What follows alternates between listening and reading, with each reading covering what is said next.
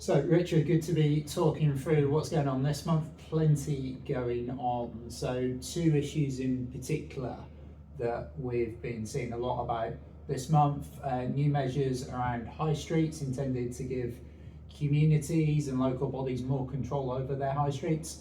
And also, we're seeing much more around local government reorganisation as that continues to progress. Shall we start on high streets? Yeah. What has the government announced on high streets, and why do you think that matters?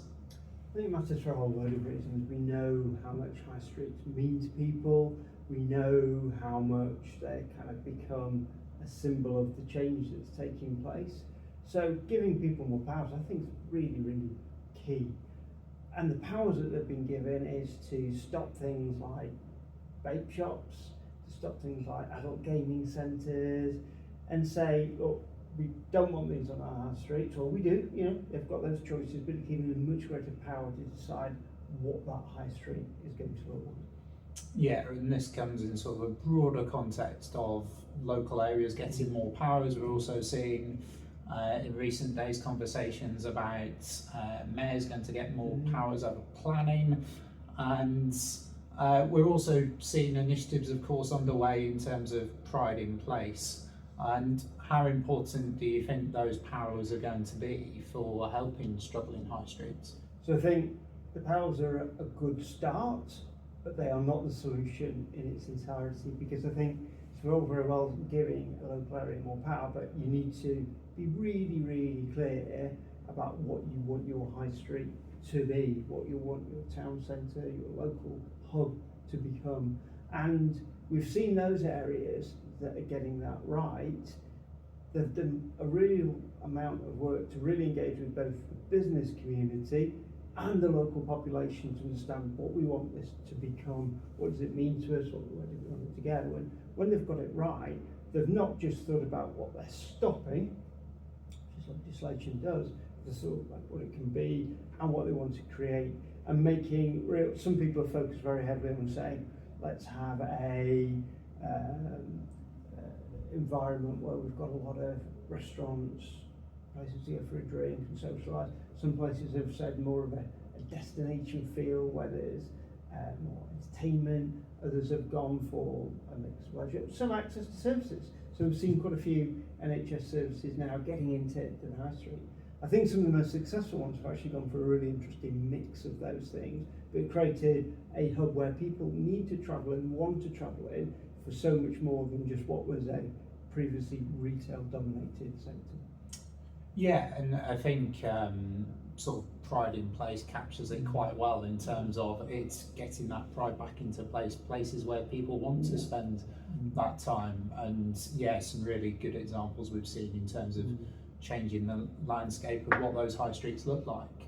But you need the data, don't you? You need absolutely. to understand that. You need to not just have a vision and plan, you need to really understand not just what businesses say, not just what the community, but look at some of those footfall patterns, look at some of the business growth dynamics that you've got, and just get the really great data in one place so you know what that place is now and what it has the potential to become. Yeah, absolutely. So the other thing that we've seen this month where the landscape is shifting quite dramatically as well is around local government and local government reorganisation. So government's obviously announced its preferred options for the areas it's invited, almost all of the areas now. So there's lots needs to happen in terms of getting those new councils ready, dissolving the existing ones. What do you think the local areas should be thinking about right now in particular?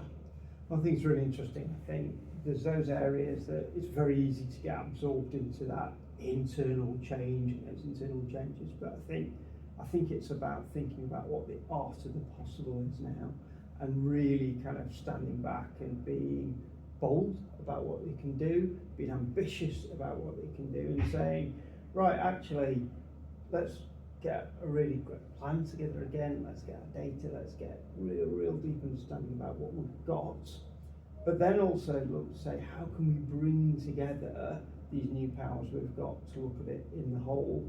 That's easy to say, quite challenging to do, but when you get it right, it can be really powerful. I mean, if you just pick out, say, something like business support and skills, it's really easy to look at those two things in isolation, have separate teams working on them, separate plans, but actually the overlapping nature of those and really trying to bring together business demand together with what individuals are wanting in that skill system to support it. Getting those things aligned and then bringing in your planning powers, then bringing in how you're looking at some local developments to think about that place in the whole round. It gives a huge amount of opportunity, I think, for those places. But just a shift in geography isn't enough. And we've seen that before where we've had different shifts in geographies, and those places who have been most successful are those that have seized the opportunity, got a great plan in place, brought everybody along and really push forward. But I think it's about shifting away from those silos.